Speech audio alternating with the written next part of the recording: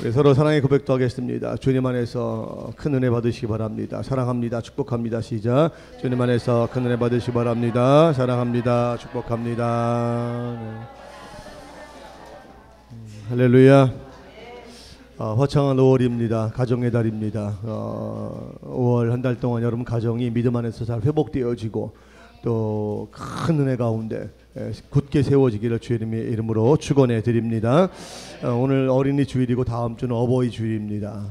그것도 15일은 또 스승의 주일이고 5월달 여러분들 아마 주머니가 탈탈 털리는 그런 한 달일 텐데, 그러나 털리는 만큼 하나님이 채워주실 줄로 믿습니다. 여러분들이 나가는 거 생각하지 마시고 우리가 섬길 수 있음에 감사하시고 기뻐하시고 누군가를 세워줄 수 있으면 여러분들이 하나님 앞에 영광 돌릴 수 있는 여러분 되시기를 바랍니다. 어리석은 사람들은 어떤 사람들이냐면 자기가 누군가에게 뭔가를 줌으로 인해서 내가 없어진다라고 생각하는 사람이에요. 그러나 그런 사람들은 진짜 어리석은 사고 미련한 사람들입니다. 하나님이 기뻐하시는 신실한 믿음의 사람들은 내가 줄 수 있도록 은혜 주신 것에 대해서 감사하고 줌으로 기뻐하고 주어서 그 사람이 잘 되는 걸 보면서 감사할 줄 아는, 그게 성숙한 믿음의 사람인 줄로 믿습니다. 모두가 이 5월 한 달 동안 이러한 은혜를 풍성히 누리시기를 다시 한번 주님의 이름으로 축원해 드립니다. 우리가 이제 지난주부터 믿음 시리즈에 대한 말씀을 나누고 있죠. 우리 지난주 드린 말씀 뭐였죠? 그래요. 앞장서는 믿음에 대해서 말씀을 드렸습니다. 우리 믿음이 뒤처지는 믿음, 퇴보하는 믿음, 제자리 걸음하는 믿음, 그런 믿음이 아니라 날마다 믿음의 진보를 이루어서 앞장서가는, 선봉에서는 그런 믿음 생활이 되어야 할 줄로 믿습니다. 이왕이면 우리가 뒤에 쫓아가는 그런 믿음이 아니라 깃발 들고 주 예수 그리스도의 깃발 들고 믿음을 가지고 전진해 갈 때에 여러분의 그 믿음의 모습을 보고 수많은 사람들이 야, 저기 옳은 믿음이 있다, 저기 정말 하나님 기뻐하실 만한 믿음이 있다, 이게 칭찬하고 인정하면서 그 믿음을 따라갈 수 있는 이런 믿음의 선봉자가 되시기를 주의 이름으로 축원해 드립니다. 이게 멋진 인생입니다. 그냥 남 꽁무니만 바라보면서 겨우겨우 그냥 흉내만 내면서 그렇게 신앙생활하는 거 하나님 기뻐하지 않으십니다. 물론 그런 믿음도 구원은 받을 수 있을지 모르겠지만 하나님 앞에 갔을 때 마지막 상급받는 자는 어떤 사람이냐? 바로 선봉에 선 사람들, 이런 사람들이 큰 상 받는 것입니다. 이왕이면 여러분의 신앙생활이 큰 상 받는 믿음 되시기를 바랍니다. 우리 하나님께서 좋은 거 많이 준비해 놓으셨는데 그거 남들이 상 받는 거 뒤에서 박수만 치고 아 좋겠다, 참 부럽다, 그거 얼마나 바보 같은 거예요. 우리 학교 여러분들 다 경험해 보셨겠지만 학교 졸업할 때에 학교 과정을 마치고 초등학교로 졸업하든 중학교로 졸업하든 고등학교로 졸업하든 졸업할 때에 항상 마지막 졸업식장에 때 뭐 주죠? 네, 꽃밖에 받아본 경험이 없군요. 굉장히 안타깝습니다. 네, 졸업장을 받아본 경험밖에 없군요. 네. 상을 받는 상을, 그죠? 네, 우리가 죄송합니다. 여러분, 저는 다 제 기준에서 다 받은 줄 알고 말씀을 드렸는데 그렇지가 않네요. 죄송합니다. 그래서 어쨌든 상을 받잖아요. 근데 상을 다 받는 게 아니거든요. 그 자리에 정말 3년 동안, 6년 동안 또는 4년 동안 정말 최선을 다해서 학업에 충실하고 모든 사람들에게 모범이 되었던 그 사람들을 뽑아서 상을 줍니다. 그 단상에 올라가서 다 상장을 받고 돌아서 인사를 할 때 저는 막 박수 치잖아요. 여러분들 박수 받는 자리에 있는 것 좋겠습니까? 아니면 박수 치는 자리에 있는 사람이 좋겠습니까? 우리 다 겸손해가지고 아니요, 전 겸손해서 박수 치는 자리 있겠습니까? 아니요, 상 받는 것은 여러분들 욕심내시기 바랍니다. 아니 하나님께서 여러분들에게 이 상을 예비해 놓으셨는데 아니 예비해 놓은 상도 못 받아요? 응? 믿음을 지키고 믿음을 견고히 해가시고 믿음에 합당한 생활을 하시면 하나님께서 거기에 합당한 큰 복을, 큰 상을 여러분 안겨주실 줄로 믿습니다. 그러니까 이양 신앙생활하는 거 그냥 겨우겨우 체면 치료하면서 겨우겨우 그냥 남 뒤쫓아가면서 그렇게 신앙생활하는 것이 아니라 사람들도 인정하고 하나님께서 기뻐하시고 여러분 보기에도 자랑스러워할 만한 그런 믿음, 선봉에서는 믿음 가지시라, 그렇게 지난주에 말씀을 드렸습니다. 오늘은 위기를 극복하는 믿음의 생활에 대해서 말씀을 드리려고 그래요. 한번 따라하겠습니다. 위기를 극복하는 믿음. 우리 아이들에게 잠깐 얘기했지만 우리 인생 가운데 사실 우리가 갑작스럽게 다가오는 재난의 문제 앞에서 쩔쩔맬 때가 있죠. 왜냐하면 내 힘으로 해결할 수 없는 상황이거든요. 어제인가요? 그저께인가 뉴스 하나 나왔었죠. 목포였던 걸로 제가 기억하는데 상가에서 불이 났잖아요. 4층에 있는 이 엄마가 어떻게 할 수 없는 상황, 이 아이들, 내 사랑하는 아이들, 목숨처럼 사랑하는 이 아이들을 이 화마에 그냥 삼키워질 것인가, 어떤 결단을 내려야 되는 그런 상황 속에서 막 불이 치솟아 올라오는데 이 아이가 이 어머니가 그 아이들을 3명이죠. 아이들을 그 4층에서 떨어뜨렸잖아요. 이렇게 그죠? 근데 밑에 다행히 뭐가 있었어요? 그 주변에 있는 이웃들이 이불을 막 준비해가지고 그 아이 셋을 다 받았습니다. 근데 그 떨어지는 애들 떨어뜨리는 장면을 제가 영상을 보는데 저희가 4층에 살잖아요. 만약 우리 집에 불이 나면 얘가 과연 우리 윤영이 주영이를 그 4층에서 이렇게 떨어뜨릴 수 있을까? 그런 생각이 들으면서 야, 이 엄마도 참 대단했고 거기서 그 아이들을 받아낸 이웃들도 참 대단했다, 그런 생각이 들더라고요. 근데 그렇게 할 수밖에 없는 이유가 뭐죠? 인간의 힘으로 어머니지만, 가장 강한 모성을 가지고 있던 어머니지만 그 상황, 그 불이 난 상황을 자기도 어떻게 할 수 없는 그 위기와 재난 앞에서 자기가 선택할 수 있는 마지막 방법을 선택할 수밖에 없었던 것이죠. 우리 인간이 그런 존재란 말이죠. 정말 세상이 엄청난 위대한 문명과 역사를 만들어가고 있는 주인공이긴 하지만, 그러나 이렇게 작은 불 하나에도 자기 자식 하나 스스로 지킬 수 없는, 그게 우리 인간의 연약함이라고 하는 겁니다. 이런 재난이 다가올 때, 이런 사건이 우리 인생 앞에 펼쳐질 때 우리가 이것을 어떻게 극복해내느냐 하는 것은 우리 인생을 살아가는 데 있어서 매우 중요한 그런 지혜가 된다라고 하는 것이죠. 오늘날 이런 그 자연재해뿐만 아니라 경제적인 문제, 정치적인 문제, 군사적인 수많은 문제들을 우리가 둘러싸여 살고 있잖아요. 사방으로 둘러싸여 있는, 에워싸고 있는 이 답답한 현실 속에서 우리가 어떻게 이 위기를 극복하고 하나님이 기뻐하시는 이런 승리의 삶을 살 것인가에 대한 이 지혜를 오늘 본문의 말씀을 통해서 배우고자 원하는 것입니다. 여러분, 아까 제가 아동부 아이들에게 설명을 했기 때문에 여러분들도 다 이제 그 내용은 이미 들으신 줄로 압니다. 정말 어처구니 없는 기가 막힌 상황에 처한 거죠. 남편만 보고 살아왔는데, 근데 자기 유일한 해바라기였던 그 남편이 어느 날 갑자기 결단하고 신학교에 들어가서 잘 졸업해가지고 선지자의 사명을 감당하는 그 멋진 모습을 기대하고 보냈는데, 근데 그 남편이 그냥 중도에 죽고 말았던 거죠.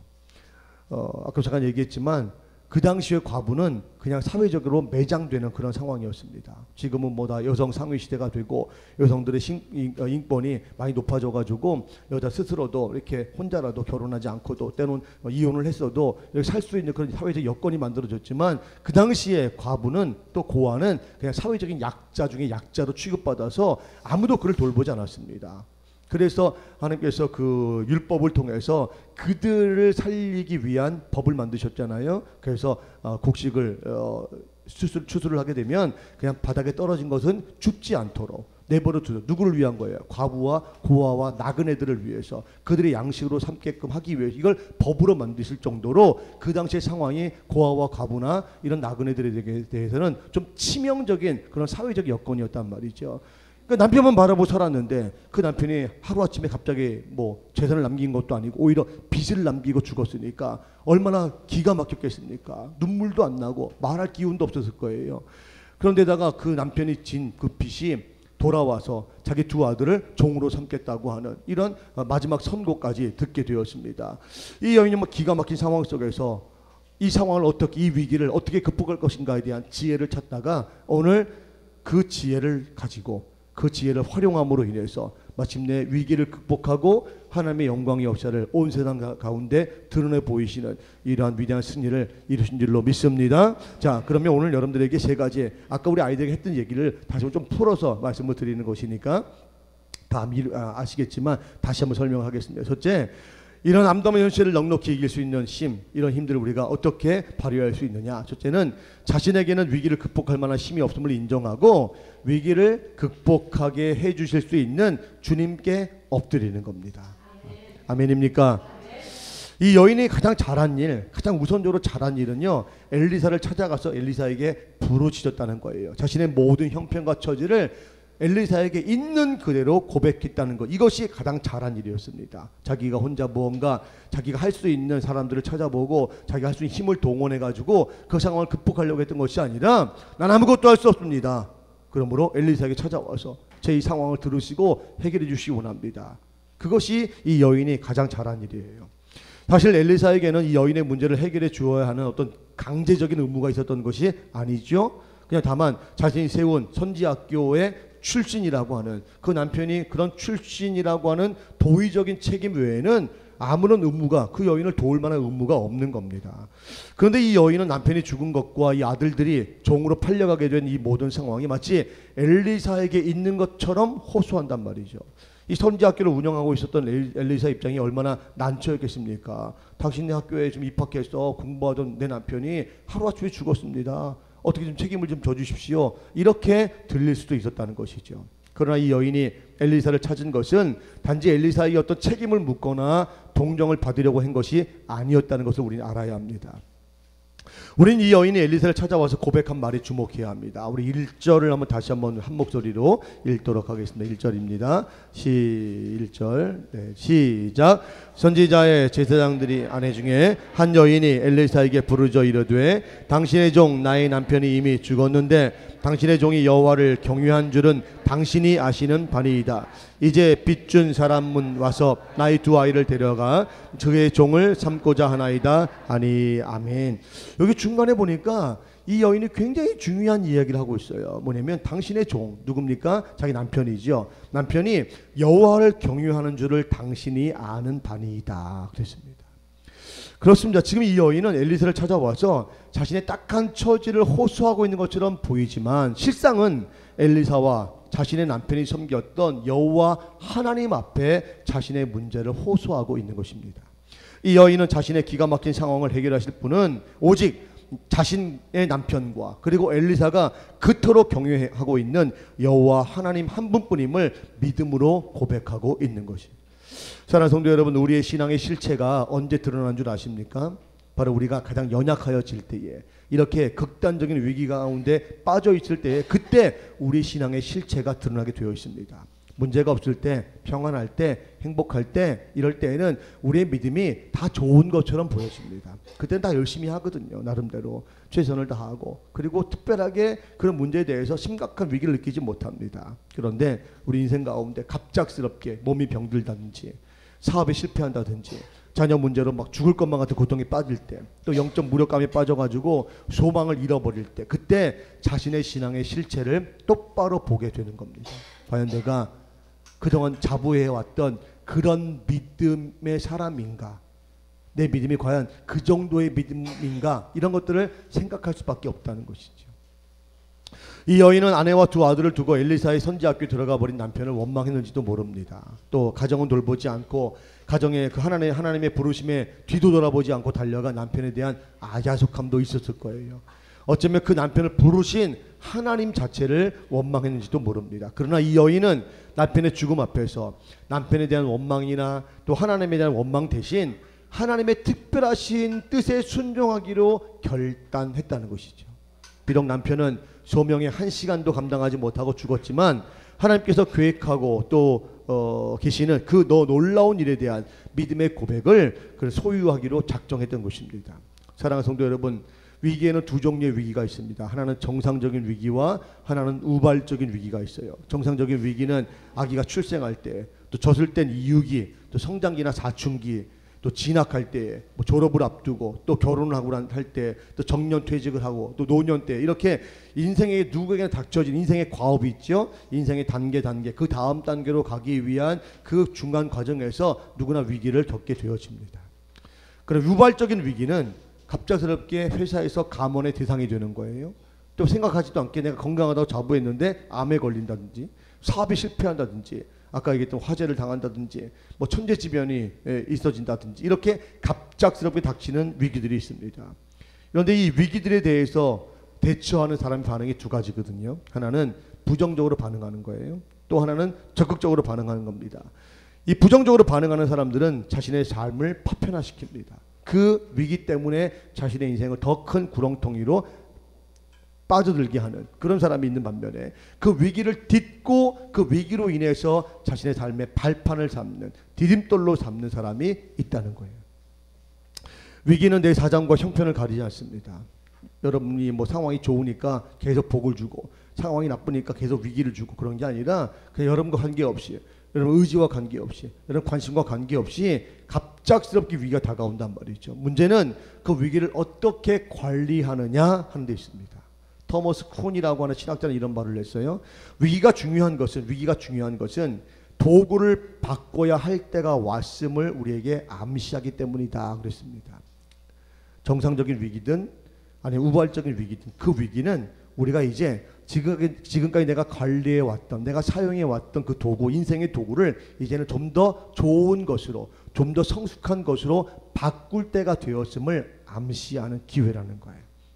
그래서 그 위기를 적극적으로, 긍정적으로, 능동적으로 잘 관리하는 사람은 그 위기를 통해서 오히려 더 좋은 방향으로 나아가지만, 그 도구를 잘못 사용해서 그래서 그 위기를 자신의 인생 가운데 고통의 상황으로만 인식하고 그래서 불평하고 원망하는 사람은 오히려 그 위기 때문에 더 깊은 나락으로 빠지게 된다. 그런 얘기입니다. 이 여인은 위기의 순간을 하나님을 알고 배우는 기회로 붙잡는 믿음의 도구로 사용했다는 것입니다. 위기의 순간이야말로 지금까지 우리가 알지 못했던, 아니 관심조차 갖지 않았던 우리를 향하신 하나님의 뜻에 대해서 배우고 알게 되어지는 은혜의 기회임을 믿으시기 바랍니다. 그러므로 위기의 순간에 우리 성도들이 해야 할 가장 지혜로운 방법은 하나님 앞에 겸손히 엎드리는 거예요. 묻지도 말고 따지지도 말고, 보험 선전하는 게 아니에요. 묻지도 말고 따지지도 말고 위기 앞에서 내가 아무것도 할 수 없습니다. 하나님, 제가 제 연약함을 인정합니다. 제 부족함을 제가 인정합니다. 하나님 도와주옵소서. 그것이 우리가 해야 할 최선의 방법이라는 거예요. 1967년에 이스라엘의 총리로 당선된 골다 메이어라고 하는 여사가 있었는데, 이 여사에 대한 이야기를 잠깐 소개하려고 합니다. 그녀가 죽은 이후에 발간된 책이 하나 있었어요. 그 책에서 이 여인이 이렇게 고백하고 있습니다. 내 얼굴이 못난 것이 다행이었다. 막 그렇게 뛰어난 미인은 아니었던 것 같아요. 나는 못났기 때문에 기도했고 못났기 때문에 열심히 공부했다. 그리고 또 이렇게 말했습니다. 나의 약함은 이 나라에 도움이 되었다. 나의 실망은 하나님의 부르심이었다. 그렇게 고백을 했습니다. 무슨 얘기예요? 내가 가지고 있었던 지금 이 어떻게 보면 최악의 조건들, 우리가 항상 불평하고 이것만 없었으면, 이것만 아니었다면 하고 생각했던, 나를 스스로 위기로 몰아넣었던 이 수많은 이런 문제들, 이 문제들이 오히려 자신이 하나님 앞에 엎드려 기도할 수 있었던 그런 도구가 되었다. 그렇게 고백하는 것이었습니다. 그는 12년 동안 수상 자리에 있으면서 백혈병과도 싸웠습니다. 그러면서도 항상 하나님 앞에 자신의 연약함을 인정하고 하나님 앞에 믿음으로 기도했을 때에 우리 주님께서 그의 인생을 도우셔서 이스라엘 총리로서의 과업을 잘 완수하고 역사의 한 획을 긋는 믿음의 사람으로 세워주셨다는 것입니다. 사랑하는 성도 여러분, 지금 건강을 잃으셨습니까? 사업이 잘 되지 않습니까? 가정생활이 공고하세요? 아니면 직장생활에 적신호가 켜졌습니까? 여러분 자녀들이 말을 잘 듣지 않습니까? 지금이 바로 여러분들의 연약함을 인정하고 하나님 앞에 겸손히 엎드려 기도해야 할 가장 좋은 때임을 기억하시기를 바랍니다. 두 번째, 인간의 방법이 아닌 하나님의 방법을 따라가야 된다는 것이죠. 엘리사는 자신을 찾아온 여인에게 내 집에 무엇이 있느냐 그렇게 물었습니다. 이 여인은 한 병 기름밖에는 가지고 있는 것이 없습니다. 그렇게 고백했거든요. 엘리사는 이웃집에 가서 빈 그릇을 있는 대로 다 빌려오라 그렇게 말을 합니다. 사실 엘리사가 이 여인에게 내린 처방은 상식적이지 않죠. 그죠? 지금 이 여인에게 지금 당장 필요한 게 뭡니까? 돈입니다. 현찰, 현금이에요. 여러분이 그토록 좋아하는 현금, 이것이 지금 당장 필요한 것이었습니다. 그래서 빚도 갚고 먹을 쌀도 사고 그것이 당연 필요했는데 지금 엉뚱하게도 그릇을 빌려오라 그렇게 말을 하는 것입니다. 여인이 그런 생각했을지도 몰라요. 그릇 빌려와서 그릇을 팔아가지고 뭐 이거 돈을 만들려는 것인가? 뭐 그 당시 이 여인의 입장에서는 아무래도 이 엘리사가 한 말이 잘 받아들이기 어려운, 이해하기 어려운 그런 말이었을 것입니다. 그런데 엘리사는 엉뚱하게도 이 여인에게 이웃집을 다니며 그릇을 빌려오라고 했고 아무 쓸모도 없을 것만 같은, 또 헛수고에 불과할 것 같은, 바보 같은 일이 될 것 같은 그 일을 행할 수밖에 없는 상황에 처해졌습니다. 여인은 그런데 우리 생각에는 엘리사님 지금 합당하지 않은 말씀을 하시는 것 같습니다. 좀 비정상적인 말씀을 하시는 것 같습니다. 좀 우리가 알아들을 수 있도록, 우리가 잘 이해할 수 있도록 상식적인 선에서 말씀을 해주십시오. 아마 이렇게 요청했을지도 모르는데 이 여인은 엘리사가 말한 그대로 순종하죠. 두 아들과 더불어서 이웃집을 다니며 열심히 그릇을 모아옵니다. 엘리사는 그릇을 빌려온 여인에게 두 아들과 함께 방에 들어가서 문을 닫고 빌린 그릇마다 기름을 부어서 이렇게 채우라 그렇게 얘기합니다. 아마도 이 대목에서도 이 여인은 기가 막혔을 수도 있습니다. 그릇 빌려오는 것까지는 어떻게 할 수 있어요? 그죠? 여러분들도 그냥 그래 뭔가 뜻이 있겠지. 그리고 그릇은 빌려올 수 있습니다. 근데 한 병밖에 기름이 남지 않았잖아요. 그 기름을 그렇게 많이 빌려온 그릇에 다시 옮겨 담으라 그랬을 때 여러분의 반응은 어땠을까요? 제가 제 말씀을 준비하면서 저 자신도 그 말씀에 한번 대입해서 제 자신을 대입해서 한번 생각해 봤어요. 나 같으면 어떻게 했을까? 저는 좀 합리적이고 이성적인 사람이기 때문에 엘리사가 그렇게 말씀하셔서도 엘리사님이 이제 은퇴할 때가 되신 것 같습니다. 여기까지 요 대목은 조금 제가 받아들이기 어렵습니다. 다른 방안을 생각해 보시지요. 뭐 이렇게 아마 얘기했을 것 같아요. 그냥 기름을 옮겨 담는 것 외에는 무슨 의미가 있었을까요? 아무 의미도 없는 그 일을 내가 지금 왜 행해야 되지? 라고 생각하는 것이 정상입니다. 여러분들은 믿음이 좋기 때문에 그냥 그리고 이렇게 따라 보겠지만 저는 좀 그러기 어려웠을 것 같아요. 한 병밖에 안 남았거든. 이 한 병밖에 안 남은 그 기름을 가지고 이 많은 그릇을 어떻게 채우시려고요? 좀 상식적인 얘기를 좀 해주세요. 라고 말하는 것이 정상입니다. 지금 여러분들은 아닙니다. 저희들은 그렇게 하겠습니다라는 그런 표정으로 저를 바라보고 계시는데 과연 그럴 수 있을까요? 그 상황에서. 그러나 그 여인이 인간의 방법이 아닌 하나님의 방법에 그대로 순종합니다.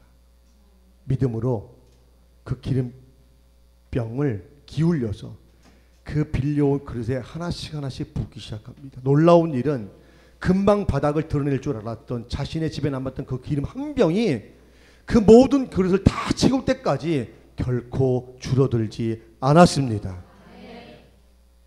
인간의 방법이 아닌 하나님의 방법대로 함으로 말미암아 그가 상상하지도 못했던 놀라운 기적을 맛보게 된 것이죠.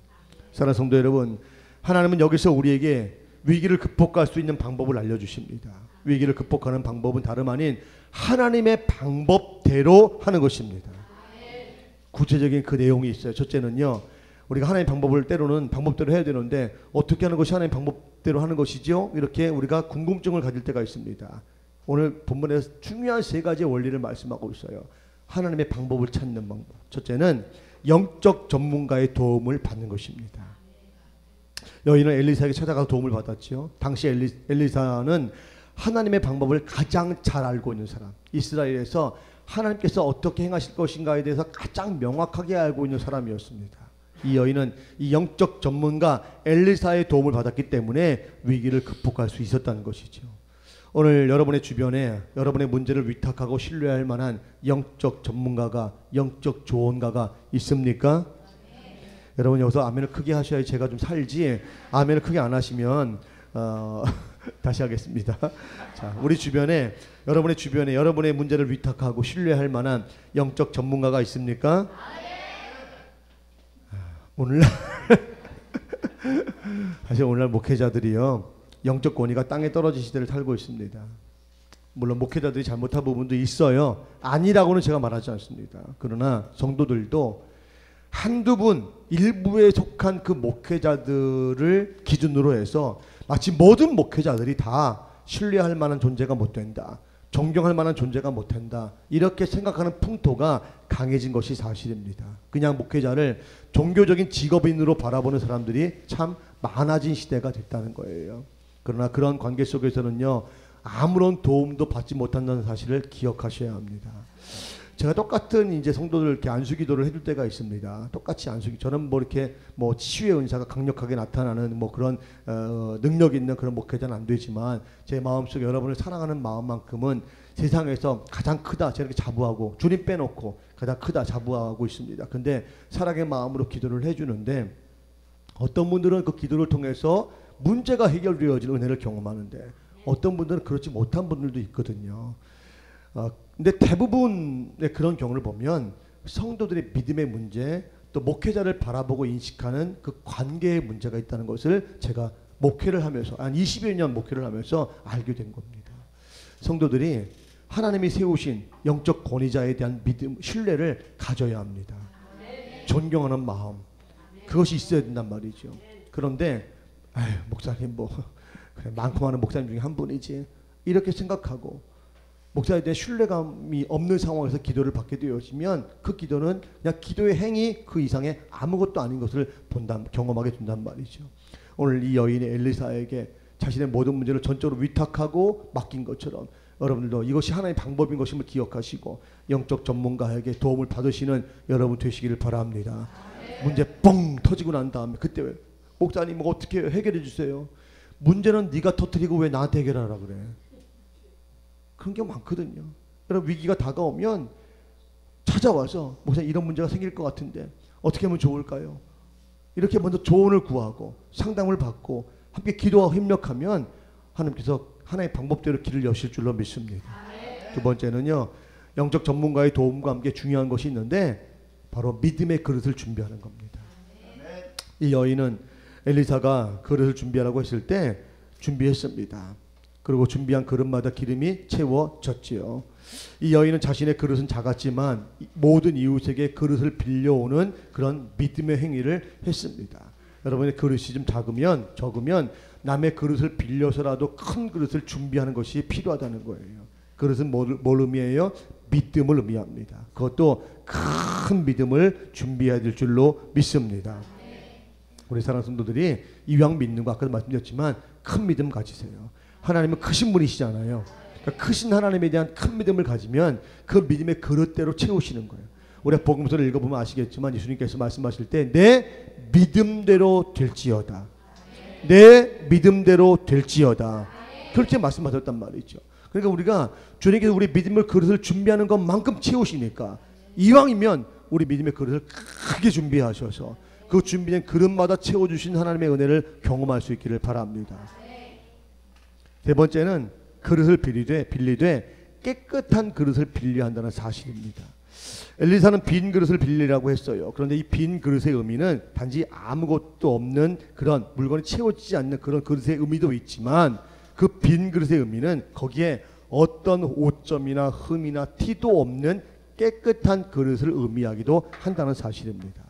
이 그릇에 지금 뭘 담아야 되죠? 지금 기름을 담아야 되거든요. 근데 만약에 그 그릇이 뭔가 오염된 것을 얼룩져 있다. 그러면 그 기름이 그 그릇에 담겼다 할지라도 이제 좋은 기름으로서의 역할을 할 수가 없다는 것이죠.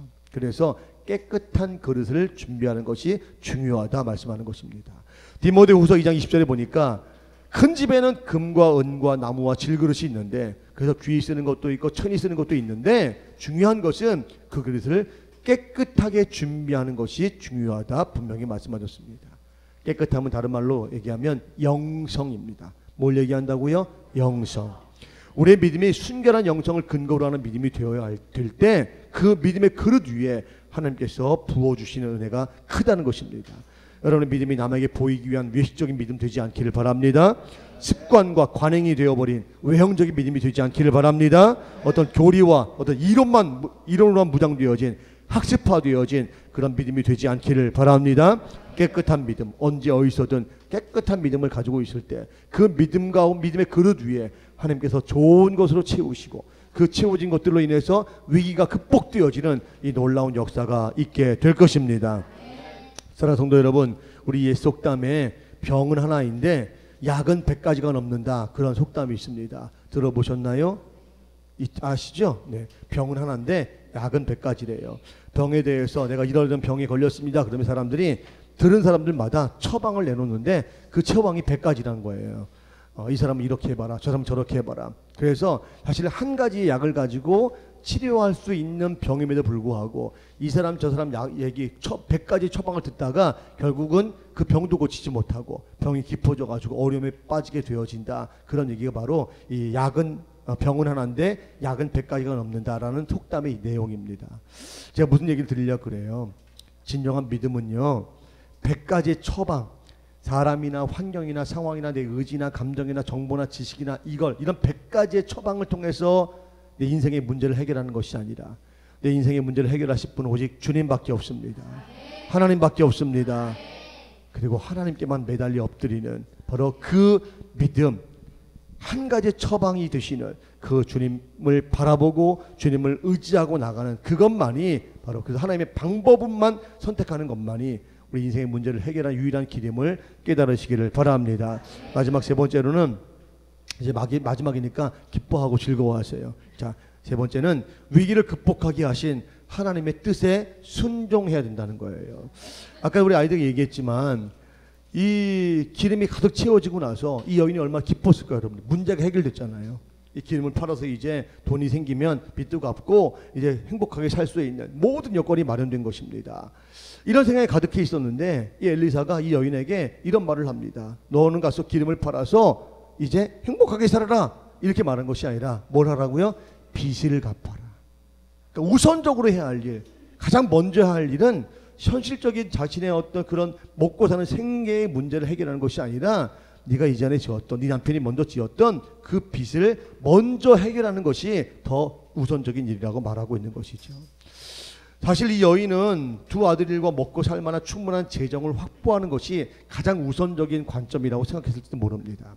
그런데 엘리사는 우선적으로 해야 할 일이 그것이 아니라 기름을 팔아서 빚을 갚는 것이라고 말하고 있습니다. 솔직히 빚은 오늘 갚아도 빚, 내일 갚아도 빚, 10년 후에 갚아도 빚, 그렇죠? 그래서 빚 지고 있는 사람들이 빚 안 갚고 버티는 이유가 뭐죠? 이래도 빚, 저래도 빚. 그러니까 빚은 그냥 어쨌든 언젠가 갚을 거니까, 그리고 버티다가 안 갚을 기회가 생기면 안 갚으려고 하는 게 그런 빚이잖아요, 그렇죠? 근데 그건 은혜를 경험한 사람들의 모습이 아니라는 거예요.